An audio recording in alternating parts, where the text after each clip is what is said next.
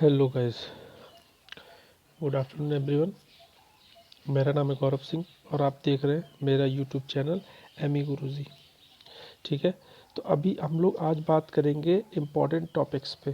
किस पर? Important topics पर, जो कि इंजीनियरिंग ड्राइंग फर्स्ट सब्जेक्ट जो आपका पेपर होना है ईडी फर्स्ट, उसके बारे में इम्पॉर्टेंट। बहुत सारे लोगों ने मुझसे कहा कि इससे रिलेटेड आप वीडियो बना दीजिए, इसमें क्या इंपॉर्टेंट टॉपिक्स हैं और कौन सा एग्ज़ाम में एक पॉइंट ऑफ व्यू से क्या इंपॉर्टेंट है, तो उसके बारे में। तो अभी हम लोग उसी के बारे में बात करने वाले हैं। ठीक है, तो लेट्स स्टार्ट।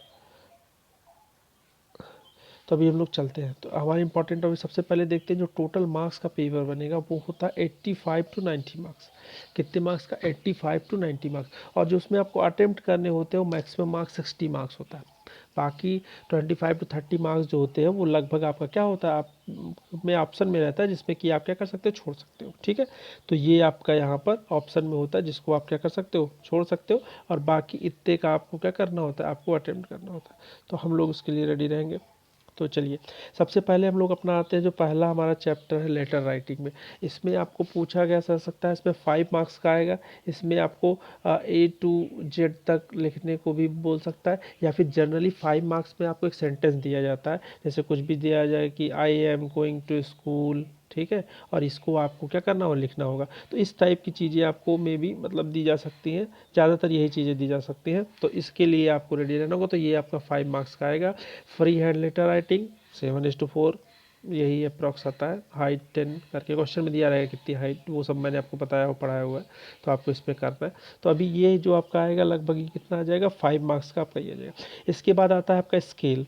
स्केल का जो पोर्शन होता है ये आपका 10 टू 15 मार्क्स आता है। अगर सिंपल स्केल आती है तब तो ये आपका 10 मार्क्स का आएगा, और अगर आपका यहीं पे डायगोनल स्केल आ जाती है तो ये आपका कितने मार्क्स का आ जाएगा, 15 मार्क्स का आ जाएगा। उसके बाद हम सबसे इंपॉर्टेंट टॉपिक पर अगर अपने चले तो आर्थोग्राफिक प्रोजेक्शन है। आर्थोग्राफिक प्रोजेक्शन जो होता है इसमें आपका लगभग 20 मार्क्स का आता है। आर्थोग्राफिक प्रोजेक्शन से 20 मार्क्स का, और इन 20 मार्क्स में आपको कंपलसरी होता है, ये 20 मार्क्स आपको करने ही करने हैं। मतलब इसको अगर आप छोड़ते हो तो आपके ऑप्शन में कुछ नहीं रहता, तो आप 40 नंबर का ही पेपर अटेम्प्ट कर सकते हो। ठीक है, तो ये आपको बहुत इंपॉर्टेंट है, 20 मार्क्स का आएगा और आपको इसको करना ही है। ठीक है, इसके बाद आपका आ जाता है प्रोजेक्शन ऑफ पॉइंट, जो कि आपका आता है लगभग 5 टू 10 मार्क्स का आता है, लेकिन यहाँ पे मैंने 5 मार्क्स लिखा है क्योंकि ज़्यादातर केसेस में वो क्या आता है, 5 मार्क्स का ही आता है।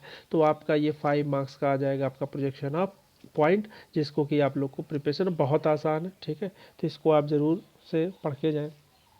उसके बाद आता है आपका प्रोजेक्शन ऑफ लाइन।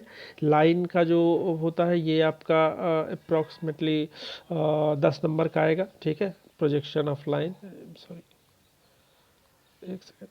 तो जो प्रोजेक्शन ऑफ लाइन है आपका वो अप्रॉक्सीमेटली कितने मार्क्स का आ जाएगा, 10 मार्क्स का आ जाएगा। ठीक है, तो यहाँ से आपका इतने ये आपके कुछ जो शुरू के चैप्टर्स है उससे आ गया। तो यहाँ से आप देखते हैं कि आपका लगभग 40 टू 40 मार्क्स के आसपास आ जाता है। इसके बाद हम लोग लाइन के बाद चलते हैं प्लेन। प्लेन में 2 स्टेप 3 स्टेप दोनों आ सकता है, मे भी कुछ भी आ सकता है। मतलब 10 मार्क्स का ऑन एन एवरेज आएगा, 10 से 15 भी हो सकता है कि ज़्यादा बड़ा क्वेश्चन है, बट मोस्ट प्रोबेबली 10 मार्क्स का आएगा। उसके बाद फिर आपका आ जाता है 10 टू 15 मार्क्स में आपका आ जाता है प्रोजेक्शन ऑफ सॉलिड। मतलब जिसमें आपको सॉलिड में 2 स्टेप ड्राइंग, 1 स्टेप भी आ सकता है, जो भी है ये सब आएगा तो 10 स्टेप 10 मार्क्स का आएगा। और अगर ये बियॉन्ड आपका जाता है 3 स्टेप वाले प्रोजेक्शन ऑफ सॉलिड में, तो वहाँ पे आपका 15 मार्क्स का भी पूछा जा सकता है, पर ज़्यादातर आपका 10 मार्क्स का पूछा जाएगा। इसके बाद आप लोग हम आते हैं सेक्शन पे। हमारा जो सेक्शन है, तो सेक्शन का जो पोर्सन है इससे आपका 10 मार्क्स का आएगा। ठीक है, जिसमें कि एक छोटा क्वेश्चन दे के 5 मार्क्स में, और 5 मार्क्स में आपको थ्योरी भी पूछा जा सकता है, या फिर आपको सीधा 10 मार्क्स का सेक्शनिंग करने को दे सकता है, और या फिर आपको क्या बोल सकता है, इसमें थ्योरी का जो कन्वेंशन होता है ये भी आता है। तो 5 मार्क्स का केवल यही दे सकता है। मे भी हो सकता है कि यहाँ पे आपको लेटर राइटिंग 10 मार्क्स का दे दे, तो यहाँ पे आपको कन्वेक्शन जो है सिर्फ दे दे 5 मार्क्स का। ठीक है, तो कन्वेक्शन जरूर पढ़ के जाना, मोस्ट इंपॉर्टेंट है, वो जरूर आता है। उसमें कोई भी 5 चीज़ें दे देगा, जैसे मान लो सीमेंट दे दिया, ग्लास दे दिया, ठीक है, ऐसे लिख देगा। और इसका आपको क्या होगा, कन्वेक्शन बनाना होगा। उसमें आप देखेंगे तो बुक में सिंपल बना हुआ, मैंने कहा था इसको आप प्रैक्टिस करके रट लेंगे, छोटा सा है, और आप जो 10-15 है आप जैसे ही तैयार कर लेंगे उसी में से आ जाएगा। ठीक है, तो 5 मार्क्स यहाँ से आपके फिक्स है। तो यहाँ से आपका आना है 5 मार्क्स। इसके बाद फिर जो हमारा लास्ट का टॉपिक होता है वो होता है आइसोमेट्रिक प्रोजेक्शन। जरूर से पढ़ के जाना, बहुत आसान है, कुछ करना नहीं होता है, बस जो क्वेश्चन दिया होता है उसकी वजह से उसमें 3D ड्रॉ करना होता है। जनरली सिलेंडर दे देगा, ठीक है, कोन दे देगा, ऐसे ये कोन बना दीजिए, अपने बेस पे खड़ा है या फिर अपने एक कोर पे ऐसे ज़मीन पे लेटा हुआ, ऐसे टाइप का क्वेश्चन होगा। उसमें क्वेश्चन दिया गया, इसको आपको क्या करना होगा, ड्रॉ करना होगा। तो इस तरह से हमारा ये जो है ये हमारा टोटल पेपर बन जाता है 85 to 90 मार्क्स का, जिसमें कि आपको क्या करना होता है, आपको सिंपल कर देना होगा, आपको 60 मार्क्स आपको अटेम्प्ट करने होंगे। आर्थोग्राफिक प्रोजेक्शन का कोई ऑप्शन नहीं होता है, उसको आपको करना होता है। सारे क्वेश्चन आपको अटेम्प्ट करने, सब कुछ पढ़ के जाना है।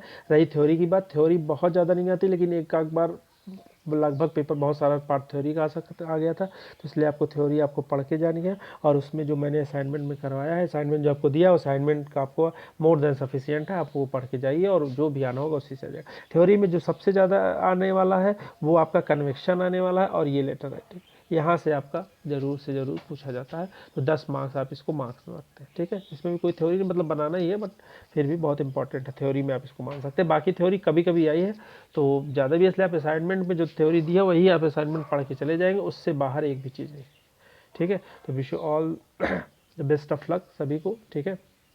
आप सभी अच्छे से पेपर करके हैं, थैंक यू।